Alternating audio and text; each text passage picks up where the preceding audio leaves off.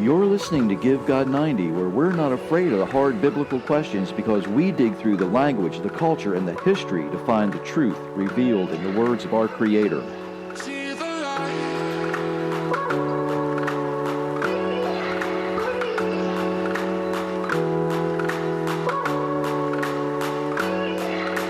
I wanna see the light.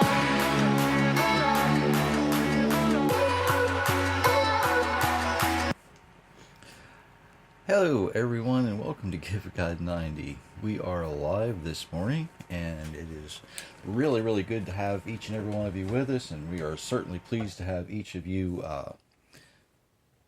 allow us to join you in your part of the day. As I am trying to get things, making sure my technology works here, so it appears to be doing that. My name is Jerry Mitchell, your host for Give God 90. Sitting beside me is the person who has the hardest job in the world, and that's trying to keep me straight. Hi, everyone. And that was proven yesterday. She's correcting my spelling on some things that we were doing. Before I really get started this morning, I want to let you all know there's one of the things. If you go to GiveGod90.com and you kind of look around at the different pages there, one of the things you're going to see is a product called Xero Shoes, Xero. And we've been, I don't want to say advertising. We're an affiliate. So if you go through our website and buy something from them, it actually helps support Give God 90, right? It's Right. that simple. And you have 3 pairs of their shoes. You got them about a year ago. And that's why we kind of got involved with it. Right. Was because you really liked them. I got my first pair last week. Oh, and he's in shoe heaven. I am tough on shoes, so we'll see how good they last and that kind of thing. But when you first put them on, now I didn't get like the sneaker type thing. I got the winter Boot. boot kind of thing, and it's like wearing It's like wearing slippers outside, but different because the tread actually sticks to what you want it to stick to, right? Right. You don't slide on the floor and all like that. Right. It really, I knew you were impressed with them, and now I am too. So, you know what, if you need a pair of shoes and you're really in the market for a pair, I would suggest going and getting a pair because, it's worth trying out just to see if you like them. Now, a lot of people are going to tell you, oh, I can't wear those because I need support. Depending on why you need the support, you might not, because arch supports and that kind of thing are much like wearing a crutch, right? It is. If you get used to it, then you're going to need it. But here's the thing: if you can walk barefooted, you can wear these shoes. All right, it's that simple. And these winter boots are really nice on the inside. They're kind of insulated, and it's almost like flannel or something inside. It's They're really. I want a pair. Well, they don't make them. Well, they make different styles for women, but you know what I mean. So Yeah. Okay, enough advertising. As much as I really like them, enough advertising. Something I probably needed to discuss with you also is if you take advantage of the free Give God 90 app. By the way, did I say it's free for your Apple or your Android? It takes about half a minute to download it. You can actually join the conversation while we're live. Just if you download the app and you look at it and there's the player thing, there's the heart-like button on the left. We encourage you to use that often. But then there's that little balloon type thing on the right-hand side. If you push that, you can actually join the chat right from your mobile device. Now, if you're following the link through, like a laptop or a desktop type thing, you can do it as well. You just simply hit the little chat thing and it will take you right to it. So it's right there if you want to do that. let's see. I said to choose. Books. I said to. Oh, yeah, the books. Don't forget, the books are available: Tradition to Truth and God's Universe, God's Rules. We encourage each and every one of you to not only have one on your own bookshelf, but give a couple away so other people have them as well. That's right. That's a good way, right? Something that needs to be done. The other thing is where you can find us. Of course, if you're listening to us, you found us. If you want to tell your friends, we're still on YouTube. The podcast only on Monday is only on your favorite podcast outlet. Wherever free podcasts are sold, that's where we are. So if you're listening to us today, you've got us, you know where we're at. To tell your friends how to find us, they can download the app. They can follow the links from Facebook or MeWe. And I don't know if I put it on Parler earlier or not. Ooh, I might want to check that. But anyway, we're out there, and find us where you can. Tell your friends to find us where they can. We are all over the place. What I want to look at today, thankfully, somebody didn't turn their volume down on their phone. What I want to look at today is, do you know what our Creator's will really is? We hear this thing all the time about, it's God's will. Something bad happens, right? And people say, it was God's plan. It was His will that happened to you. Well, really? It was His will that something bad happened to you. Now, you've heard me say often that, sometimes what we think is something bad, it might not be. It might be just an opportunity, and the only way we could get to meet the people we need to meet through that opportunity is if something happens, right? Right. Well, people take that to extremes, right? And the example I'm going to use is extreme, okay? You cut your foot off. It was God's will that happened. Chances are it was not God's will that happened. Chances are you did something careless. And I can speak for myself. I told somebody the other day, I am the king of self-mutilation. Right? He told me I can keep that title. That was after he was chopping wood and cut his foot with an axe. So, having both of my feet broken in various ways over the years, I can say that is how I go through things. Anyway, how do we understand what the Creator expects if we don't understand the Creator? That's kind of tough, right? There are some things that are kind of natural in life. And there are other things that don't seem so natural. There are things that are natural today that weren't natural on the onset of creation.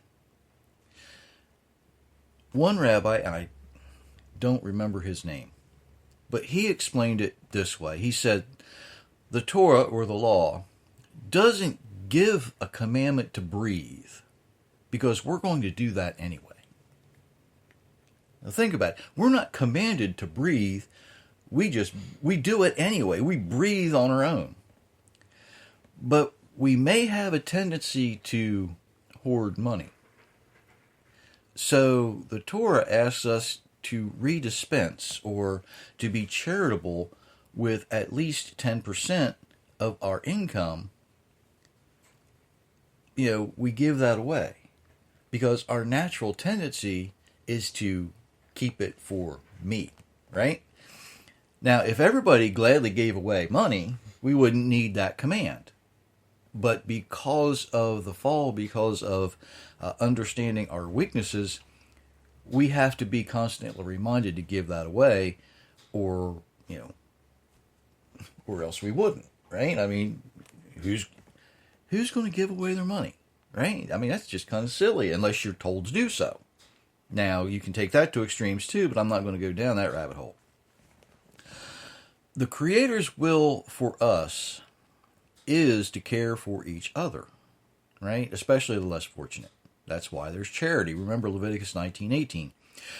You will not avenge nor bear a grudge against the children of your people, but you will love your neighbor as yourself.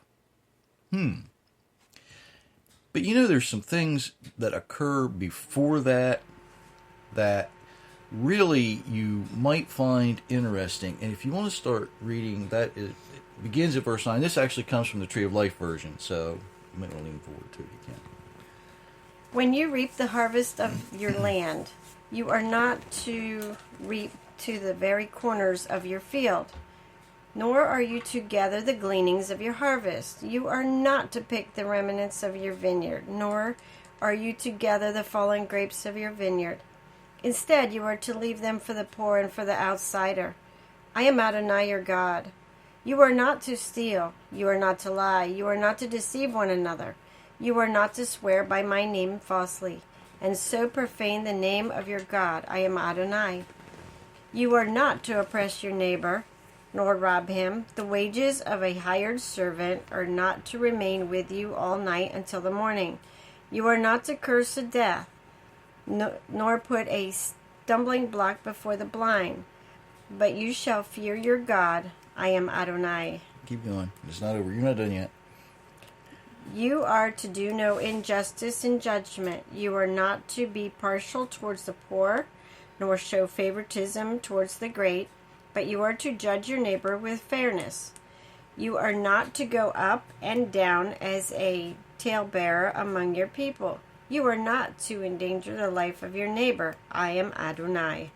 You are not to hate your brother in your heart. Instead, you are to firmly rebuke your neighbor and not bear sin because of him. Okay, so before we get to verse 18, which says you're to love your neighbor as yourself, we go through all of this that says, by the way, this is how you don't treat people.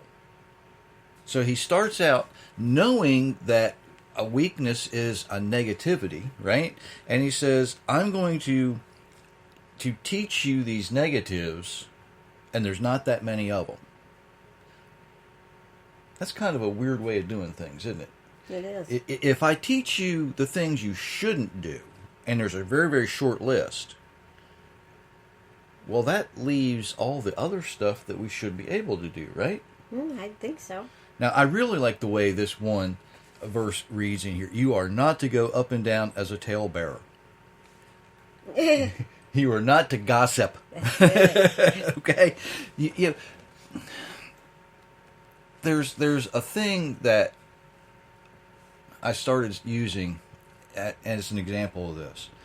When somebody was questioning me one day about somebody, and how they were living their life, I said, look, that's their story to tell. It's not my story to tell for them. Bad news travels fast enough, right? So you don't need to be gossiping. Go to the source. Go to the source. It's safe to believe our Creator is giving us a pattern in these verses prior to Leviticus 19:18. And it says, look, this is how we do these things. These few restrictions we get really are nothing compared to what we have the ability to do, right? The list of ways we can benefit each other has no restrictions. You can give somebody as much money as you can afford to give them, right? You can give somebody as much food as you can afford to give them. You could help somebody as much as you can afford to do so. But the thing is, it's got to be at least this little bit. You can not gossip. It's their story to tell, right? You don't want to cheat your neighbor, right? Okay?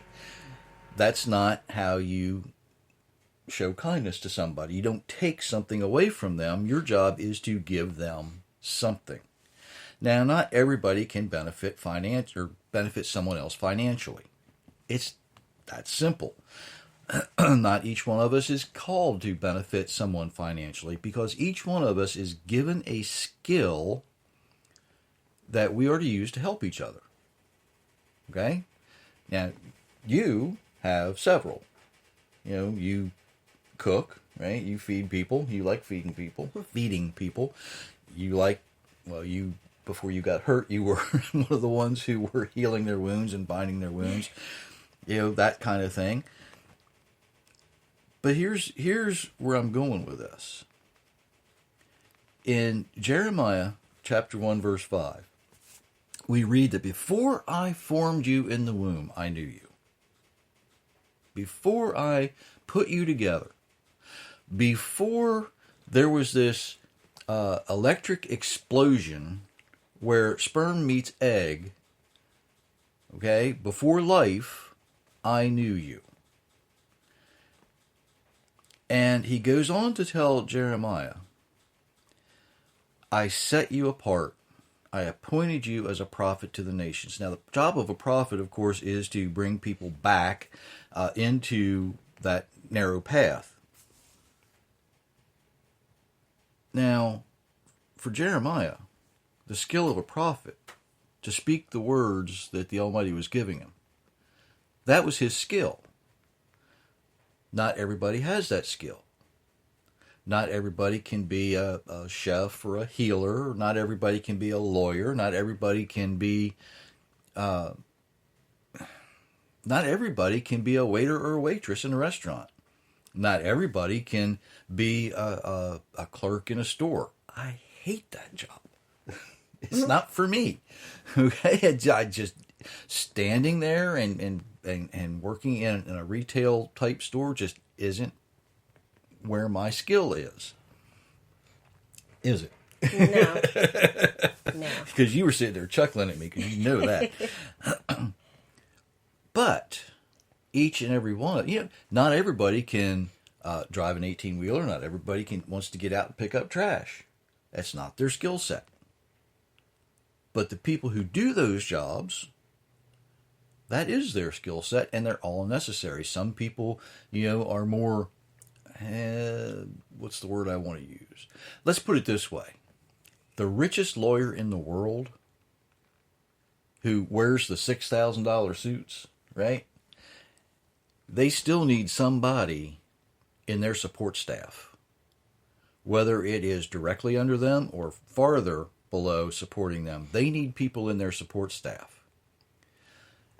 The leader of a nation, doesn't matter what country in the world it is, the leader of a nation can't do it all himself. He needs a support staff. Even if he's a dictator, he still has a support staff who makes sure that he gets the information necessary to make the right decisions.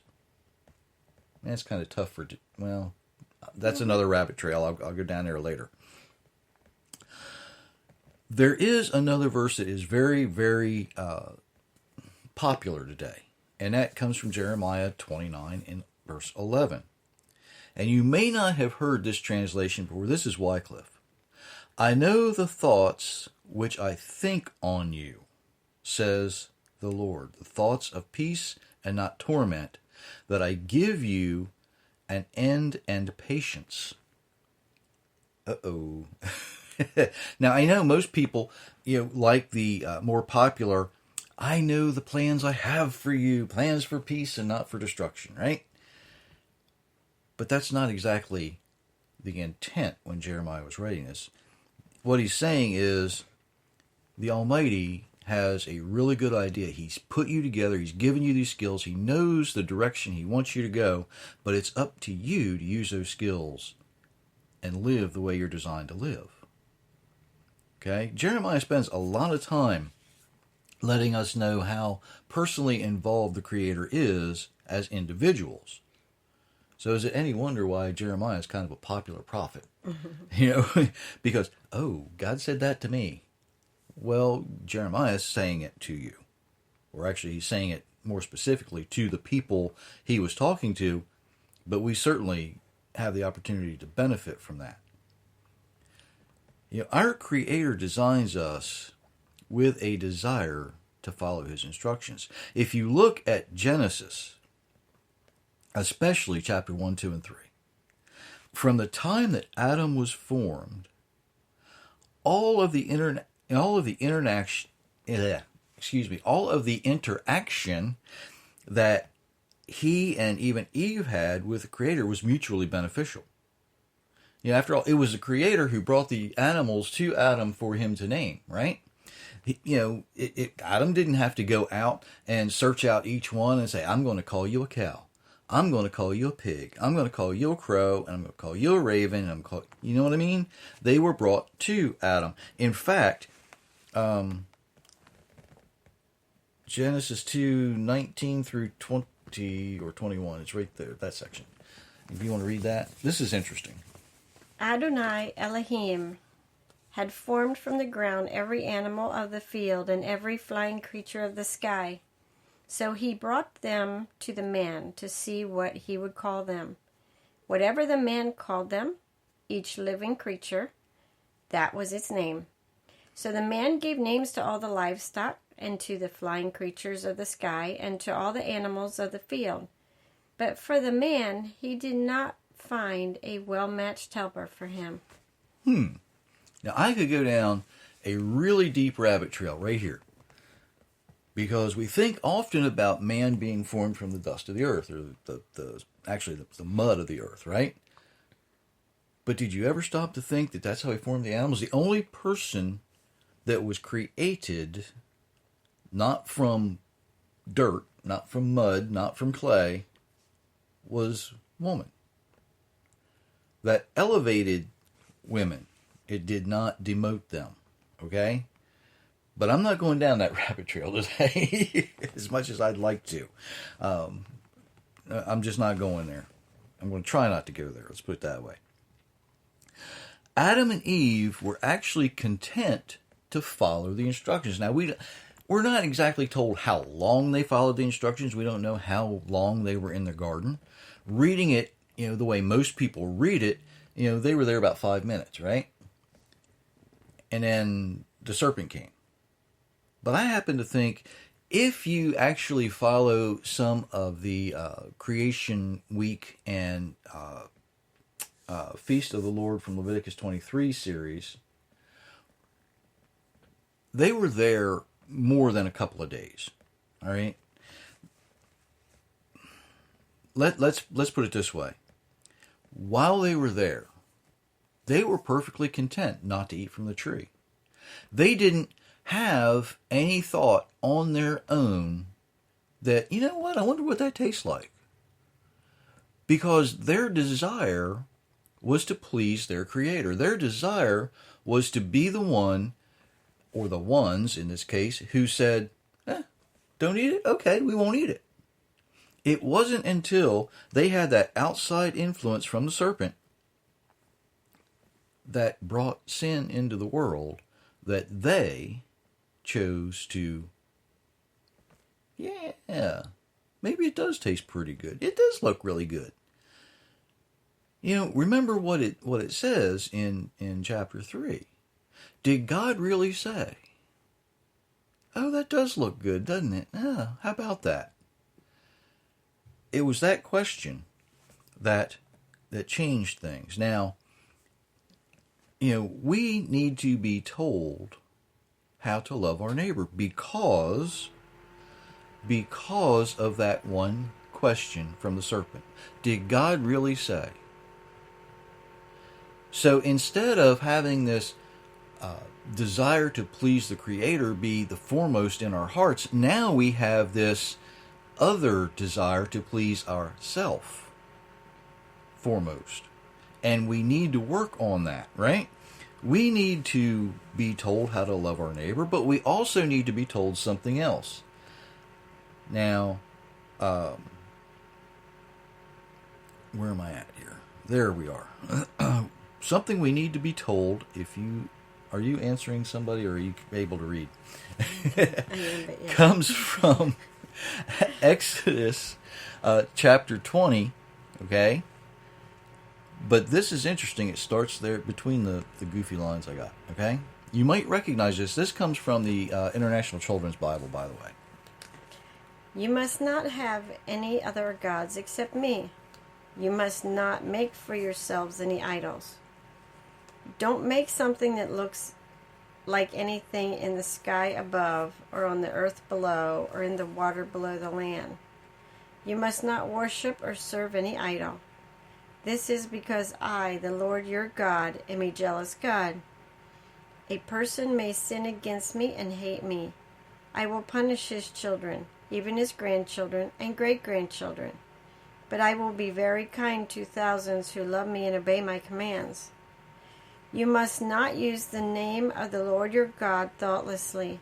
The Lord will punish anyone who is guilty and misuses his name.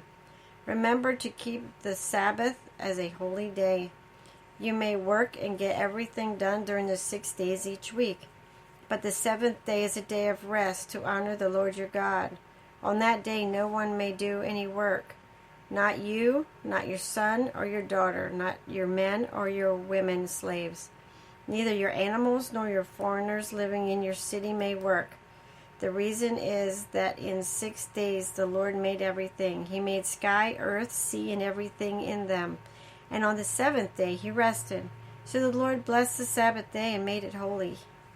All right. So again, we see a list of negatives. This time, it doesn't pertain to people. This time, it pertains to our relationship with the Almighty. He gives us a short list of negatives. And he says, look, don't have any other gods. Don't put any other gods in my face. Literally is what it says. Don't make idols. You know, all these don'ts. But again, how many ways can we show the Almighty that we do indeed love Him and obey Him? How many people are there in the world? Because each one of us has a different skill that we can use to be mutually beneficial. That sounds kind of funny, doesn't it? God needs us to be beneficial to Him? Well, yeah. It's not that He needs us. He doesn't need us. He wants us. He has that desire. And He has such a strong desire that when our natural tendency used to be obedient to His instructions weren't necessary. That's kind of odd, isn't it? If you have a natural tendency to do something, you don't need the instructions to tell you. Have you ever heard somebody, and a lot of times people use this with music, they just have a natural tendency to play a certain instrument. It's the way it seems, right? They pick it up and they fool with it for a few minutes, and the next thing you know, they're making music with something. There are people who can do that with carpentry tools. There are people who can do that with mechanic tools. There are people who can do that as healers. There are people who can do that as, I don't know, pick a profession, right? But now, unfortunately, we have to have these constant reminders. It's not okay to blame our sin on somebody else.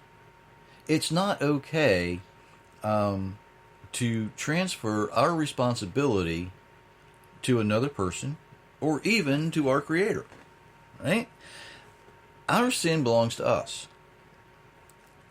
And here's the really cool part of this. We can do something about it. We have the opportunity to say, okay, even though in this weakened state, even though in this place where I am, where doing good might not come naturally, we have the opportunity to do something about it. If you look in 1 Kings 8:30, it says, "Hear the plea of your servant and of your people Israel when they pray towards this place. May you hear from heaven, your dwelling place. May you hear and forgive." Isn't that interesting? He says, look, if you pray towards me, then I will hear and forgive. David tells us in Psalm 32, "I acknowledge my sin to you, and you don't hide my lawlessness." I said I will confess. Yeah, excuse me. I can't talk this morning for some reason. Psalm 32, verse 5, "I will acknowledge my sin to you, and you will not hide my lawlessness. I said I will confess my transgression to Jehovah, and you forgave the guilt of my sin." Just a little ways further down, Psalm 51, "Wash me clean of my lawlessness and cleanse me from my sin." Proverbs. You're going to like this. Proverbs 28:13. He who conceals his sin will not prosper, but whoever confesses and renounces them will find mercy.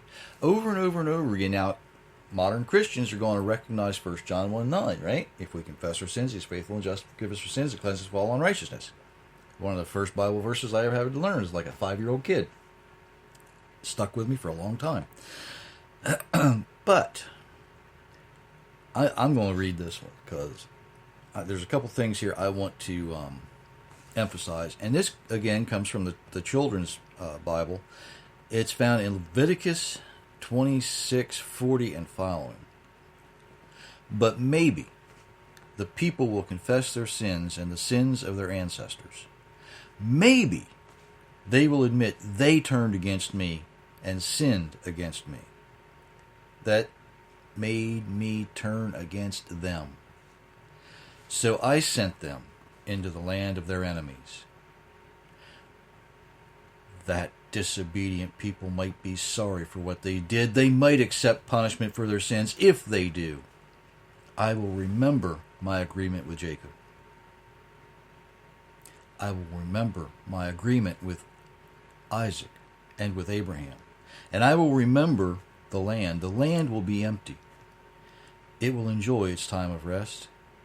Then those who are punished because they hated my laws and they refused to obey my rules, they truly sinned. But if they come to me for help, I will not turn away from them.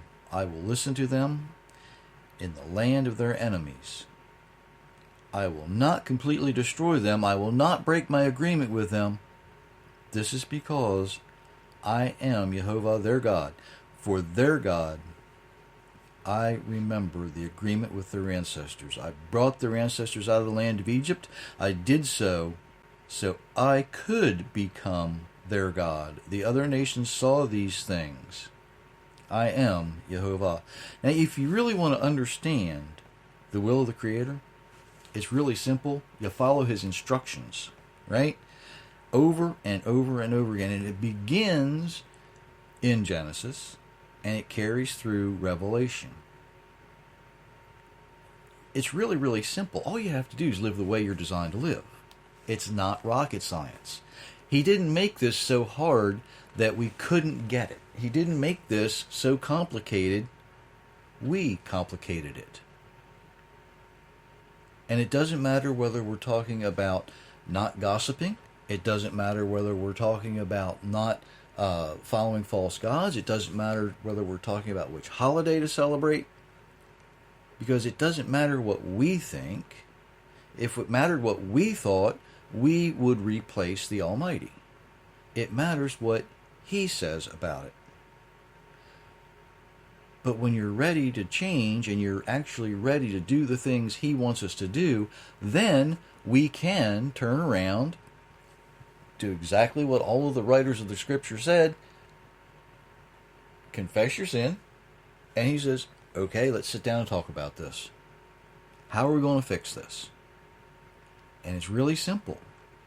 All you have to do is go back to doing the things you were supposed to do to start with. Go back to following that inner desire, which is to be pleasing, which is to be obedient, instead of listening to the, did he really say? We don't have to hear that. We can tone out the serpent. We can tune out the distractions. Because when you tune out the distractions, what's left is the conversation with the Almighty. It's not unlike having a conversation in your own home. If the TV's on and the fan's on or the radio's on, or if the kids are running around or something else is going on, it's a distraction from what someone's saying. And you might hear what they said, but did you understand it? All it takes is going back and saying, you know what, let's start over. Let's get this right. Give God 90 can help with that. Go to givegod90.com. It's not that hard. Little steps you can do every day.